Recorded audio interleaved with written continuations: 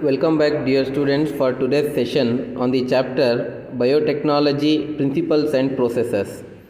The first question we have here is the DNA molecule to which the gene of interest is integrated for cloning is called.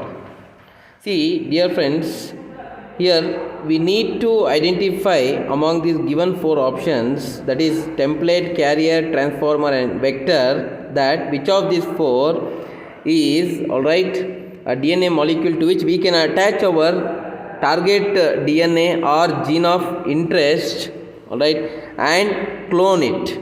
Alright, so here that is nothing but the vector. Alright, let me tell you that vector is a DNA molecule, alright, which carries foreign DNA segment in it. And when we in fact attach the foreign DNA segment to the vector, which is nothing but the DNA molecule, alright, it can replicate inside the host cell. It can replicate inside the host cell. Note this point, dear friends. Alright. So here further, to put across many points on the vector, let me tell you that the restriction endonucleases, what we call it as molecular scissors, are used to cut the vector.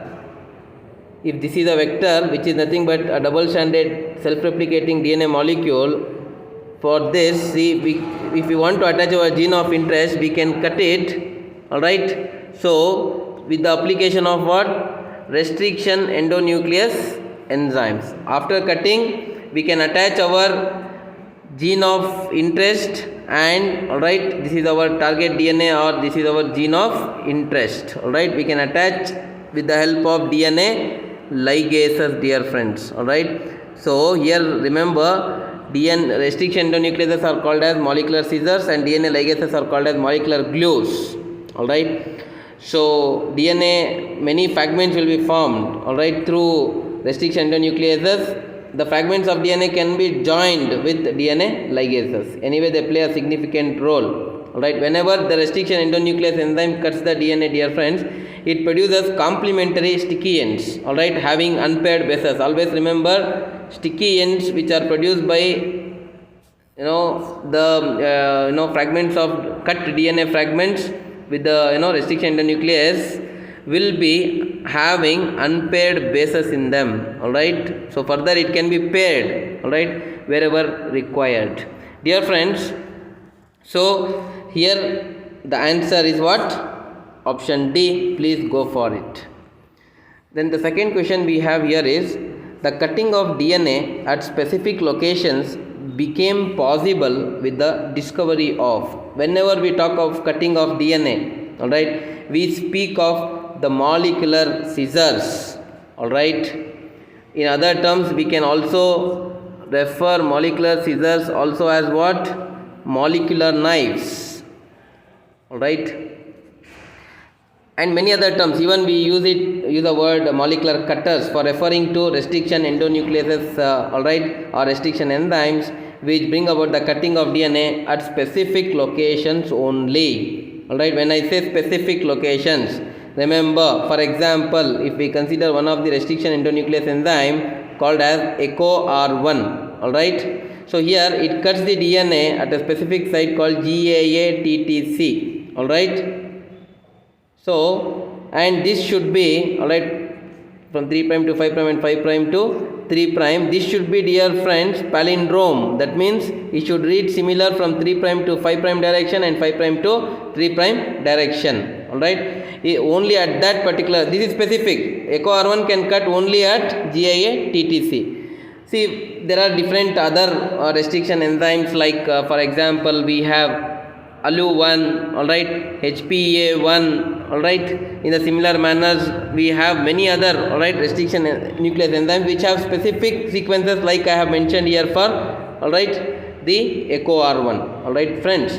So, like this is how, at specific sites they cut the DNA molecule. Alright, so the right answer here should be option that is C. Please go for it. The next question we have, an analysis of chromosomal DNA, right, using southern hybridization technique does not use. Right, see dear friends, the southern hybridization technique as mentioned here, yes, it is a technique where we can identify and analyze, alright, the chromosomal DNA or the DNA fragments. So here 4 options have been given, out of which we need to identify which does not, alright, involve in the, alright, southern hybridization technique, alright, for analyzing the chromosomal DNA. Here, electrophoresis, which is separation of DNA, is an integral part of southern hybridization. Blotting, alright, blotting means here identification of DNA fragments from thousands of or even more than that, DNA fragments. If it is present, definitely we can identify among that our DNA fragment which we need for. Autoradiography for analyzing and clearly observing, alright, the bands of DNA, it is essential. So, but PCR is not essential here in southern hybridization technique, dear friends. PCR is involved in the amplification of DNA, alright. The major important function of PCR is what? Amplification of DNA. Even up till 1 billion, alright, folds of DNA fragments can be amplified or multiplied using a modern technique, alright, called as polymerase chain reaction, which was discovered by a scientist called as Kary Mullis, alright. But this technique is not employed in southern hybridization, so please go for option D. Then dear friends, next we have, which vector can clone only a small fragment of DNA, alright. So 4 options have been mentioned: bacterial artificial chromosome, alright, then yeast artificial chromosome, plasmid and cosmids are the given options here. So here, see, first of all let me tell you that here all these options which have been mentioned are different types of vectors. That means they are all used for cloning the fragments of DNA or cloning our gene of interest, alright. And after cloning we can put it into a host to express them, alright. And these things we are well familiar with, dear friends. Anyway, here see, among these 4, plasmid is the, alright, the type of vector where we can, alright, clone a very small segment or fragment of DNA, dear friends. So what are plasmids? Alright, see, plasmids are nothing but they are extra chromosomal. What do we mean by extra chromosomal? Extra chromosomal here refers to other than the normal chromosomes. See, in the bacteria, for example, a rough diagram, in the bacteria you can find, alright, the normal DNA, we call it as nucleoid. This nucleoid is independent, and we also have number of plasmids, alright. So these plasmids are also independent. That means plasmids are independent and extra chromosome. Other than the normal chromosomes, they are present. They are also acting as chromosomes, dear friends, alright. Anyway, so plasmids are extra chromosomal and they are circular, alright, double stranded as well, dear friends. So we can find these plasmids naturally in different types of bacteria, and they have been extracted from, alright, one of the important bacteria called Escherichia coli, alright. Many of the plasmids have been isolated rather, alright. So these plasmids now have been used as modified vectors, alright. They can clone DNA fragments, about 10 kilo base pairs. Please understand, up to 10 kilo base pair size they can clone the DNA fragments. Now when you are talking about cosmid can carry up to 45 kilo base pairs of or clone 45 kilo base pairs of DNA, whereas yeast artificial chromosomes can clone, alright, up to 1000 to 2500 kilo base pairs, which is very high, alright. And cosmids can clone up to, alright, 300 to 350 kilo base pairs of DNA. So alright, the very small amount of DNA which can be cloned, alright, are in the plasmids. So we can go for option C, that will be our right answer. The next question we have here is, the colonies of recombinant bacteria appear white in contrast to blue colonies of non-recombinant bacteria. Why recombinant bacteria appear white when compared to blue colonies of non-recombinant? What is the reason? We need to identify. 4 options have been given, dear friends. First is insertional inactivation of alpha galactosidase in recombinant bacteria, inactivation of glycosidase enzyme in recombinant bacteria, or non-recombinant bacteria containing beta galactosidase, insertional inactivation of alpha galactosidase in non-recombinant bacteria. Alright, so these are the given options. So let me tell you, first of all, we need to understand that whenever there is presence of restriction sites, alright, within the markers, alright, the selectable markers, these restriction sites where they are present within the selectable markers. For example, say if this is a plasmid, dear friends, here let us say we have ampicillin resistant and here we have tetracycline resistant. So these are called as selectable markers. Both of these are called as what? Selectable markers. And these selectable markers, dear friends, are used for identifying, alright, transformants or recombinants. That means the cells which have taken our DNA, alright, that's what we call transformants, alright, the bacterial cells with our DNA. From that of non-transformants, that means the cells or bacterial cells which have not taken our DNA of interest, alright. So that's where these selectable markers, that is ampicillin resistance or tetracycline resistant, are important. But dear friends, remember, okay, see, let me represent you. So let us say at a particular site, now ampicillin resistant site, if DNA segment is inserted, alright, so what happens here? This DNA segment becomes non-functional. DNA segment becomes what? Non-functional. Why it becomes non-functional? Because the antibiotic resistant gene, for example, we have ampicillin resistant, which is present here where DNA is inserted, makes this DNA segment non-functional, alright. So here what happened before, no, there are of course a lot of tedious process was involved. This process had to be repeated, alright. We had to keep on changing, alright, the plating onto the 2 plates, simultaneously plating into 2 plates we had to do, which was a very Herculean task, alright.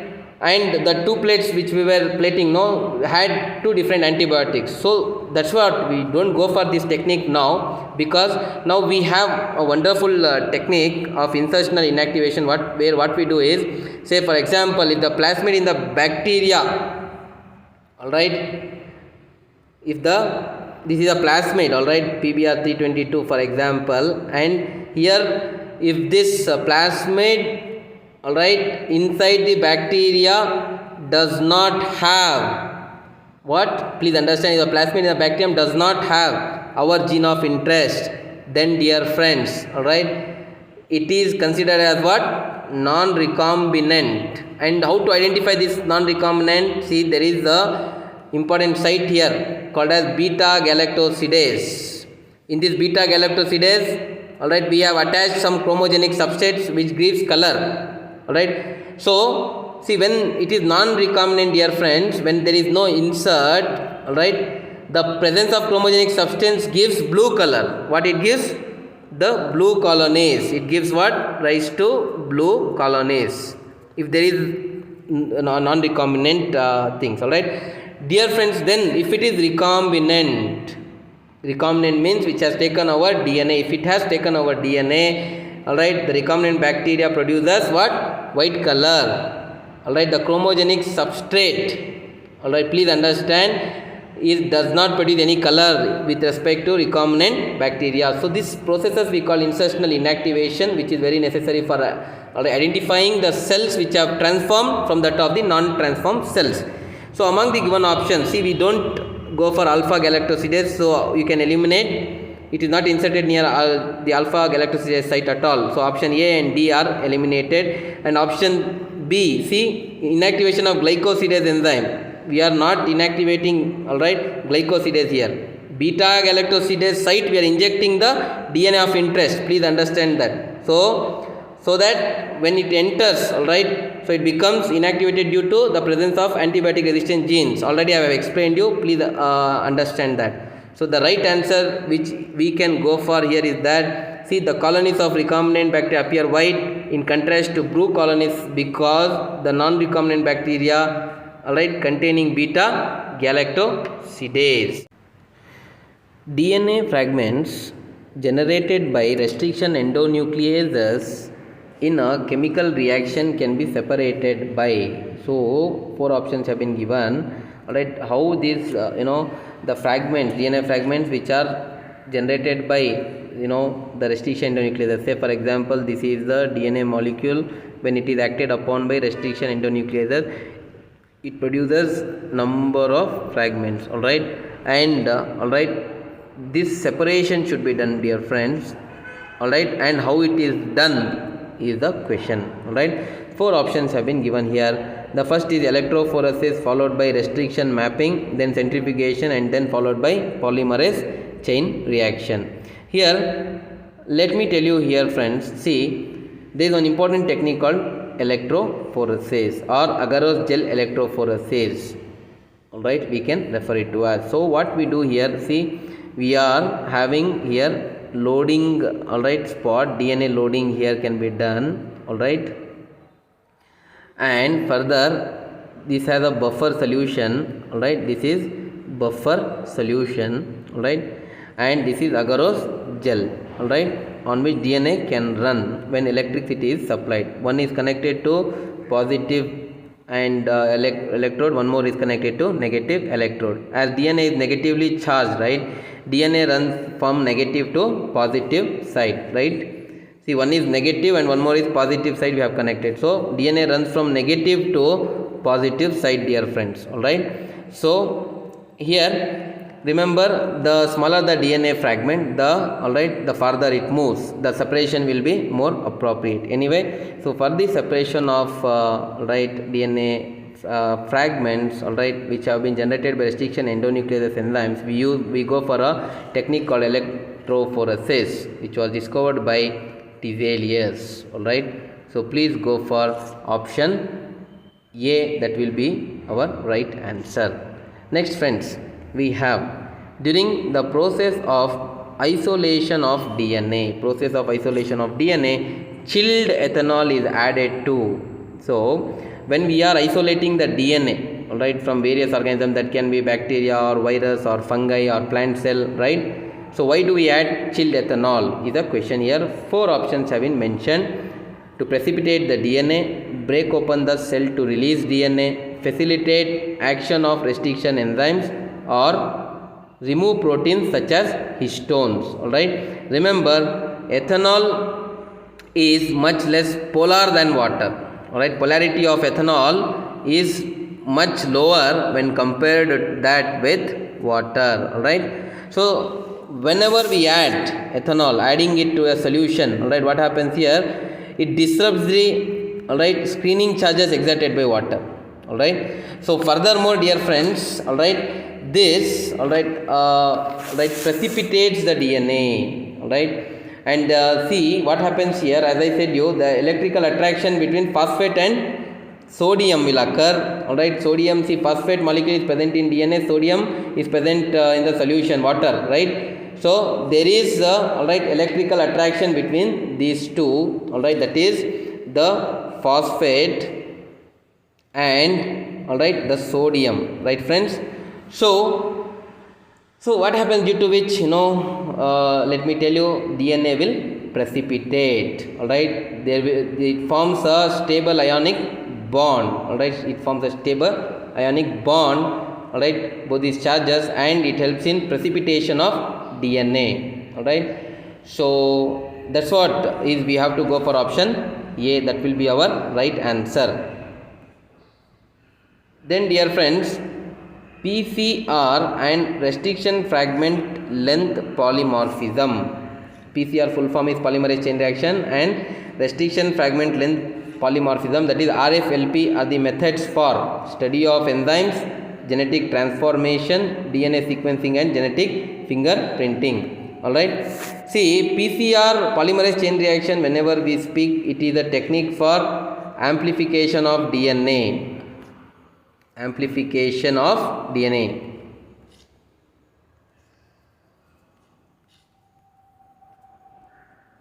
Amplification of DNA, or in simple sense we can use one more word called multiplication of DNA as well. It was discovered by Kary Mullis. Already I have told you about PCR. Alright. So here, dear friends, for 20 cycles approximately, which is 20 to the power of 2 to the power of 20, if you consider approximately, a million molecules will be obtained. Alright, our gene of interest can be multiplied so many times just for 20 cycles in a machine called thermocycler.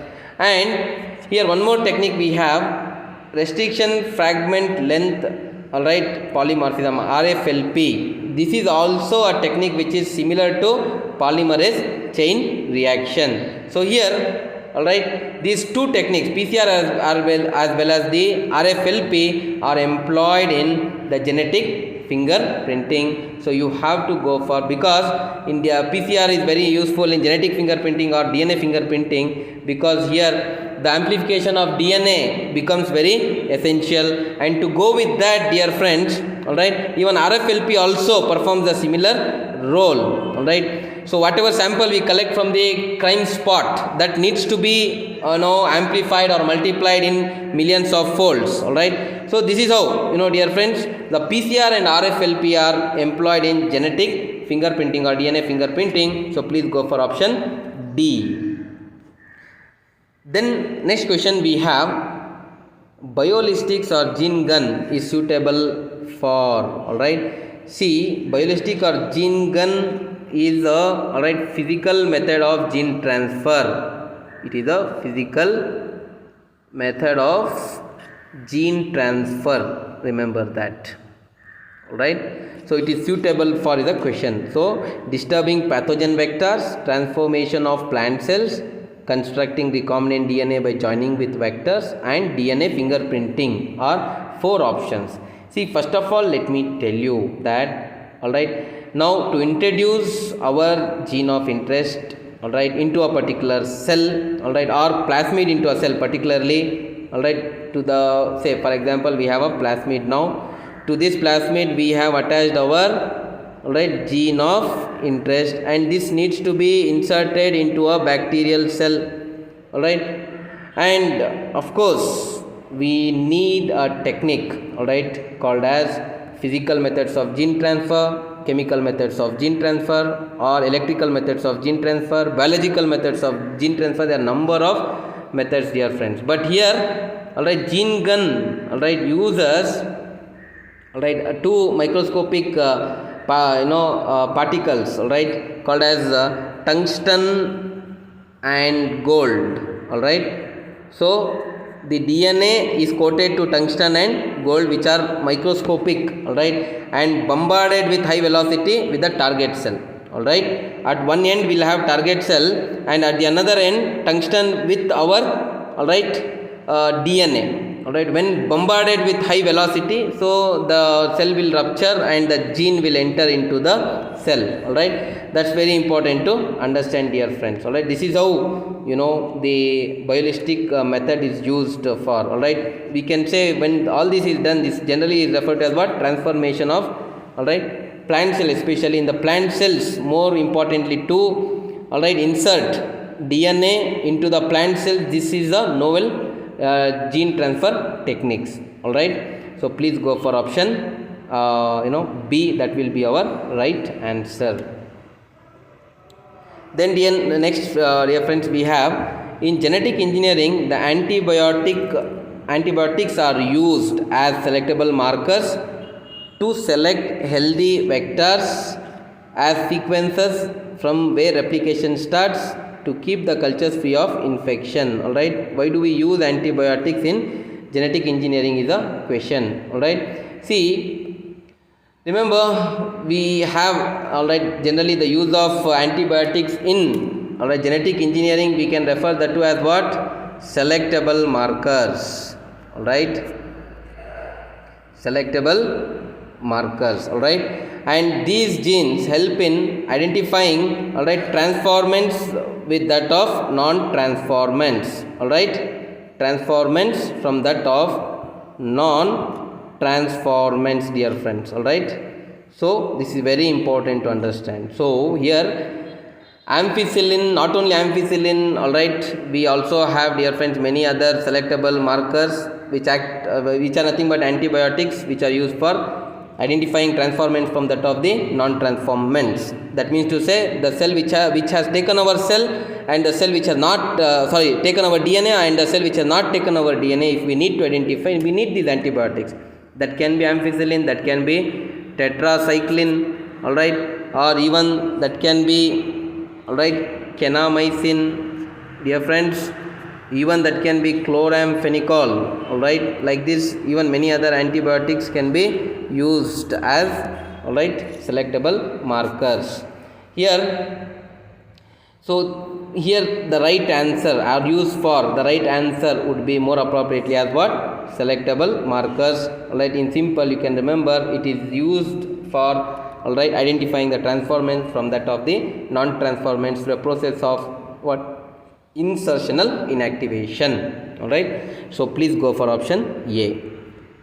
Then, dear friends, which one of the following represents a palindromic sequence in DNA? What is a palindromic sequence? See, let me say we have the molecular scissors called as restriction endonuclease enzymes, and they have specific recognition sequences. All right, that means to say only at a particular site they cut the DNA. Let us say, for example, if there is one of the important enzyme called EcoR1, all right, it cuts the DNA only at GAA TTC. All right, two strands, right? In one strand 3' to 5', all right, it would be GAA TTC. All right, then in one more strand it would be same. All right, but in opposite direction it would be similar. All right, that means it reads similar from 3' to 5' and 5' to 3'. Those type of sequences are called palindromic sequences.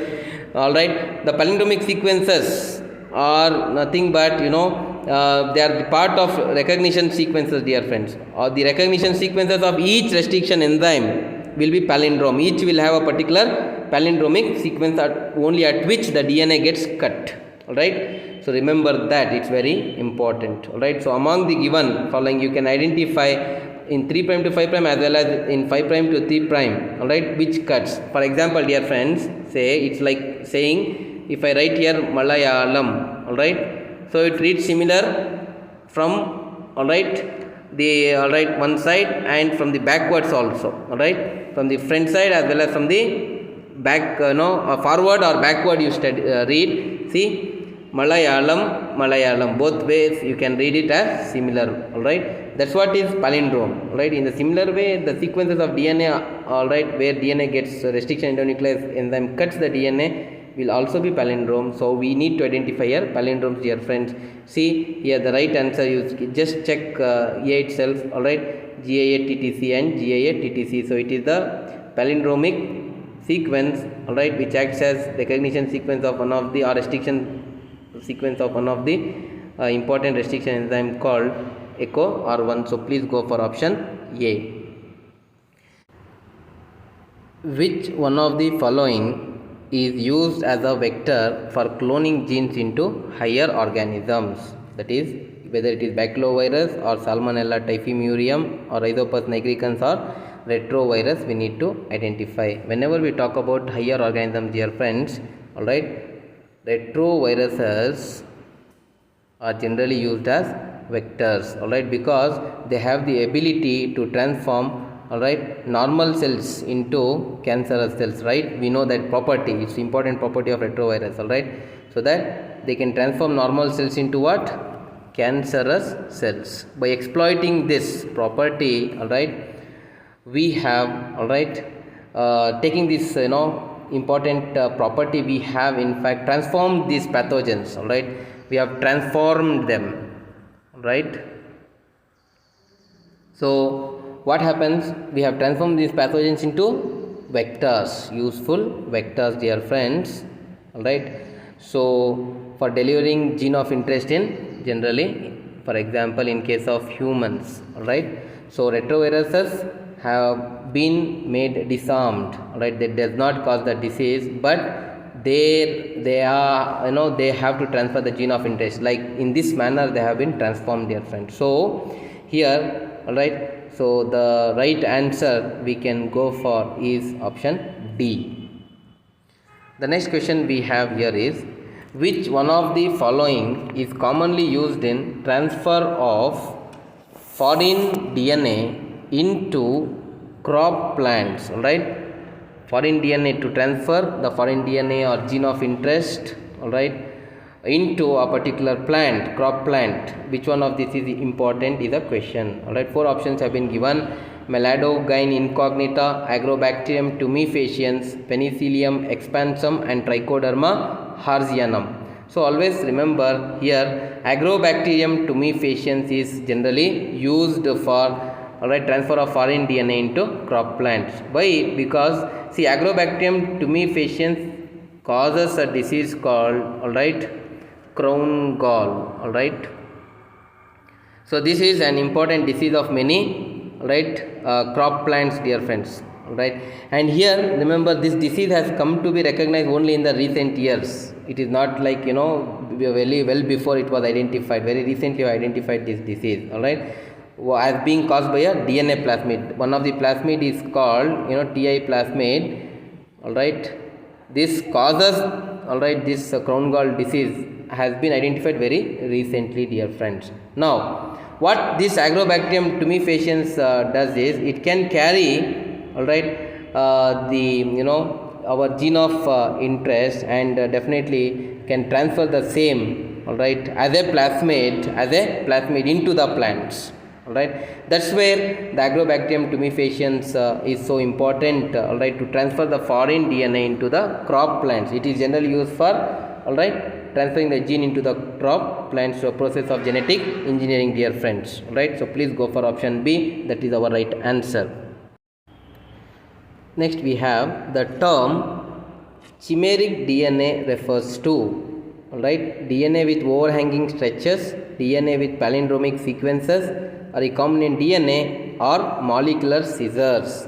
All right, dear friends, first of all remember, for example, let us say this is the DNA to which, we need to, all right, attach our gene of interest. So now what we need to do at a particular site, we need to cut this DNA. Let us say the DNA is cut, and we have added, with the help of restriction endonuclease enzyme, we have cut the DNA, and with the help of DNA ligases we have attached our segment of DNA to at that particular site, all right.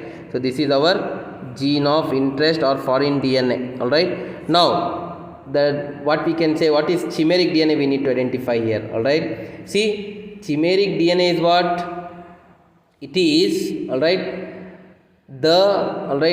the DNA which is also referred to as recombinant DNA, or we can also use one more word called hybrid DNA, all right. That means to say, to the cut vector, all right, that is the plasmid. Now to the cut vector which is cut with restriction enzymes, we have added our DNA fragment, and we have ligated, or we have, all right, fixed that, all right, by using DNA ligases, right. So this is called as hybrid DNA or recombinant DNA, or even the other word for the same is chimeric DNA. So here you have to go for option what? Option is what? C, a recombinant DNA.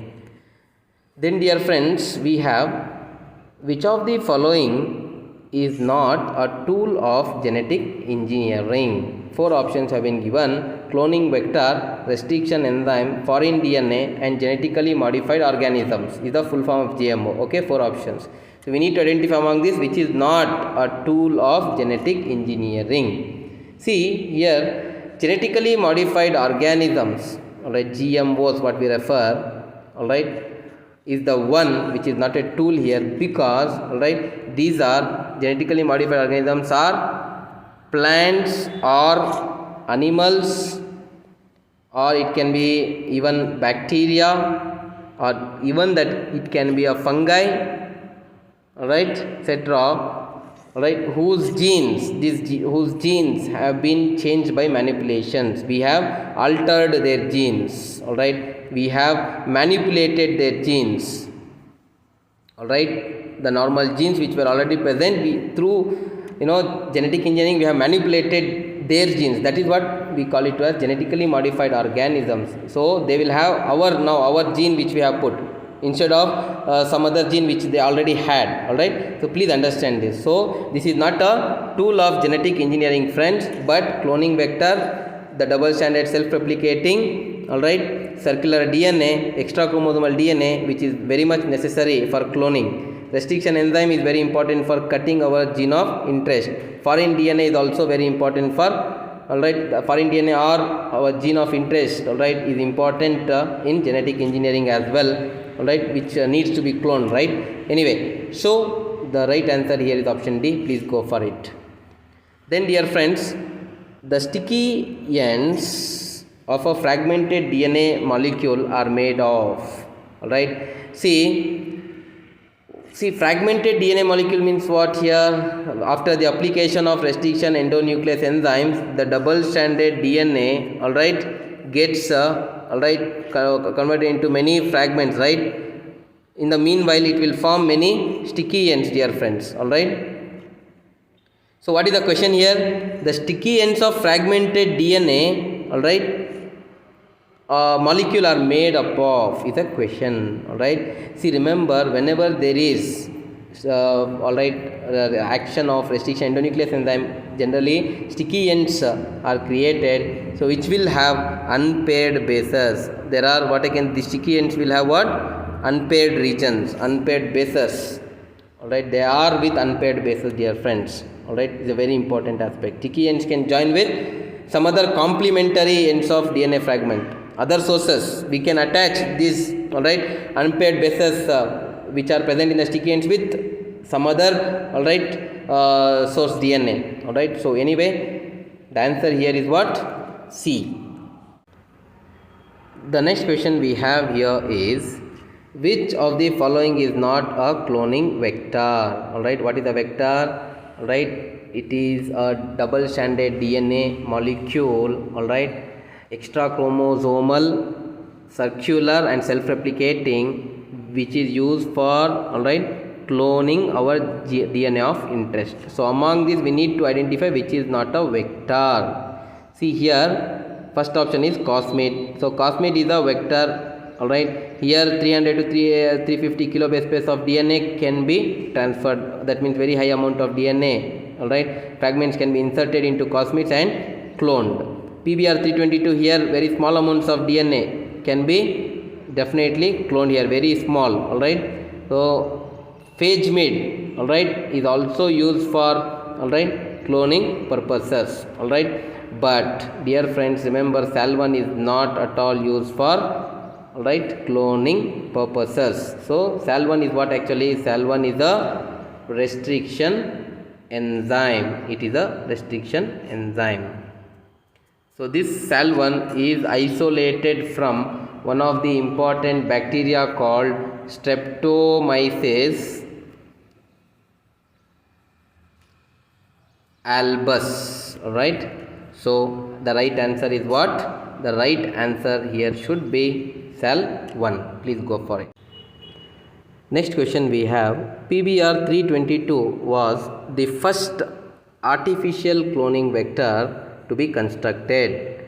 So what does BR stands for? All right, yes, dear friends, see, PBR 322 was the first artificial cloning vector constructed in the year 1977 by two scientists, all right, that is the Bolivar and Rodriguez, all right. And remember, plasmid PBR 322, all right, PBR plasmid, all right.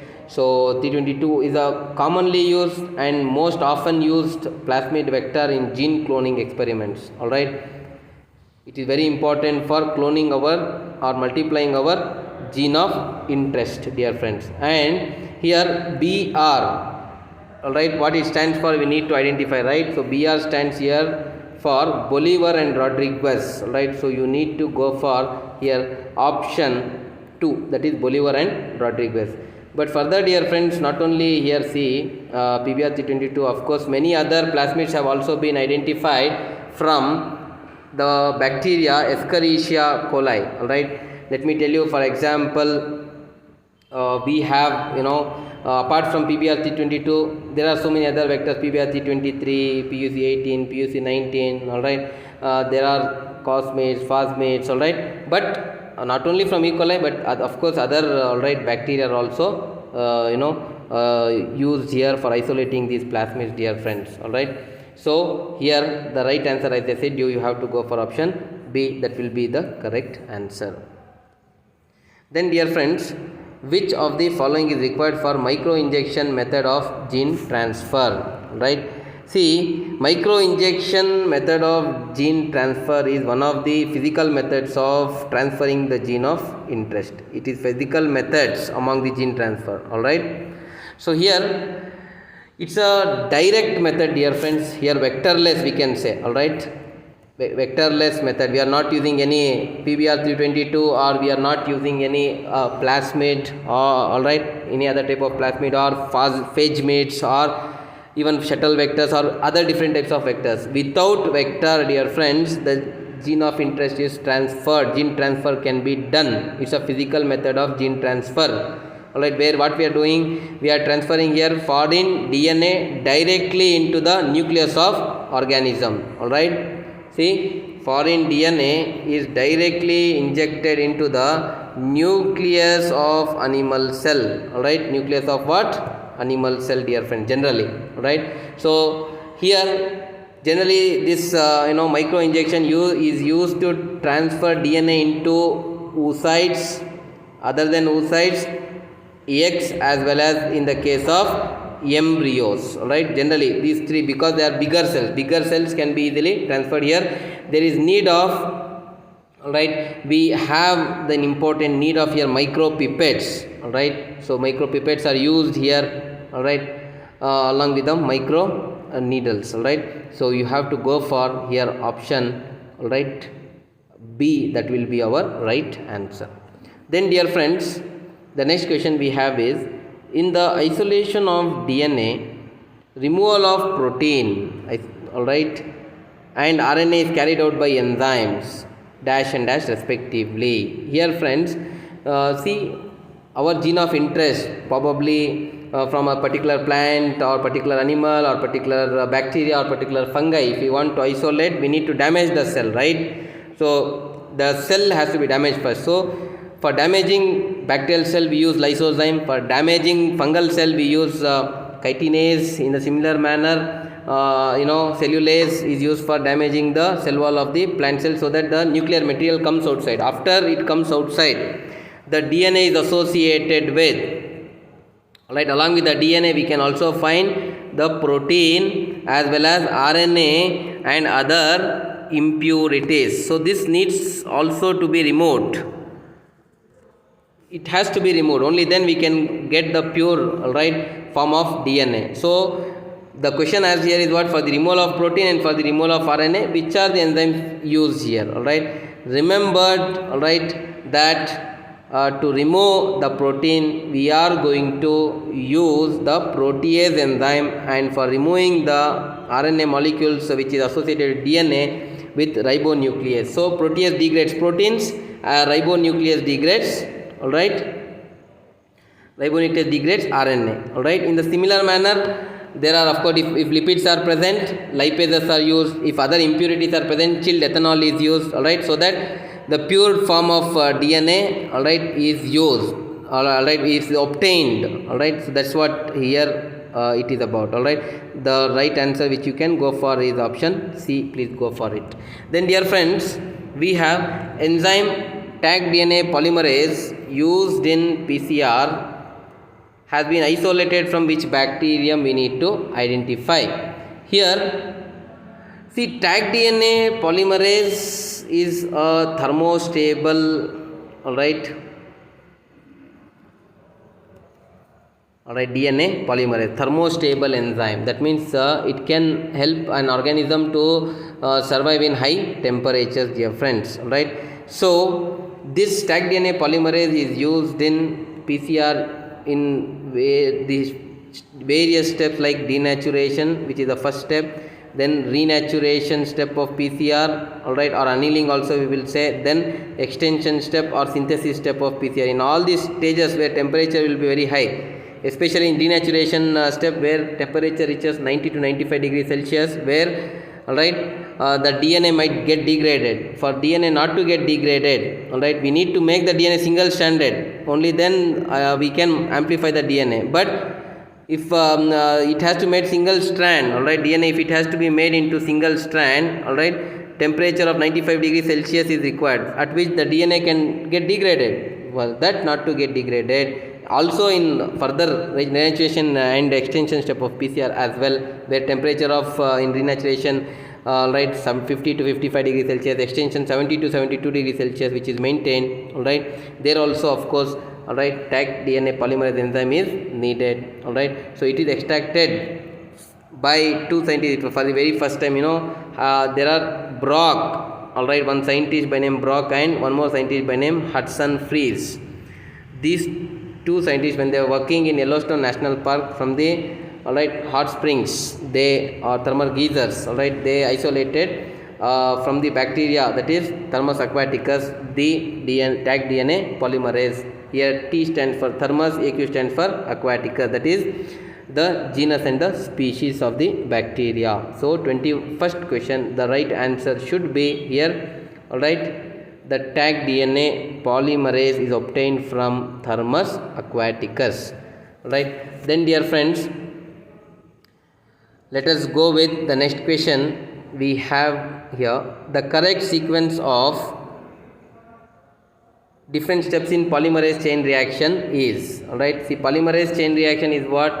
It is amplification of our gene of interest, amplification of DNA, which is done in three steps. First one is denaturation, followed by renaturation, and then we have annealing, which is also renaturation is also called as what? Annealing, followed by extension or synthesis. These are the three important steps involved in polymerase chain reaction, dear friends. Here let me now tell you, the denaturation occurs at 95 degrees Celsius, where separation of DNA strands into single strands are done. In renaturation, primers are attached, that is, primer means short segment of DNA is attached, to the separated single strands of DNA, and then in the extension DNTPs are added, deoxyribonucleotides are added, so that the two strands get extended. So the first step here is what? In case of PCR, the first step is what? Always denaturation, followed by annealing and then extension. So you have to go for option C. That will be your right answer. Then next question we have, which of the following is not used to transfer the recombinant DNA into a host? The first option is microinjection, followed by gene gun, bioreactors and disarmed pathogen vectors. See here, microinjection is a physical method of gene transfer. As I said you, see, microinjection uses microneedles or pipettes, micropipettes, which is used to transfer DNA into oocytes, eggs or embryos, etc. Bigger cells.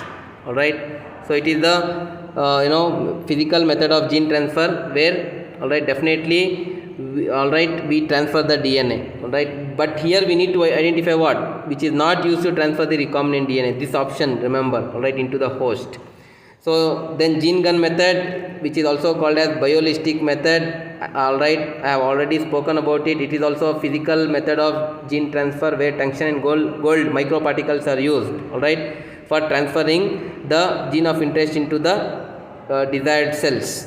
Then we have next, bioreactors. Bioreactors are also called fermenters. All right, they are not used all right, to transfer recombinant DNA into host cells. So option C is actually our correct answer, option C, because they are not used to transfer the recombinant DNA. They are not the gene transfer methods, right? They are in fact used for conversion of raw material into finished product, all right, either extracellularly or intracellularly by using, all right, different types of microbes. Generally, bioreactors are used in biotechnology for producing finished products from various different types of raw materials. All right, bioreactors are used generally for preparation of production of vaccines, production of organic acids, or production of various other types of medicinal pharmaceutical products and so on. All right, but it is not, dear friends, it is not used to transfer recombinant DNA into host. That you need to remember here. Then, dear friends, disarmed pathogen vector is also, all right, disarmed means now retroviruses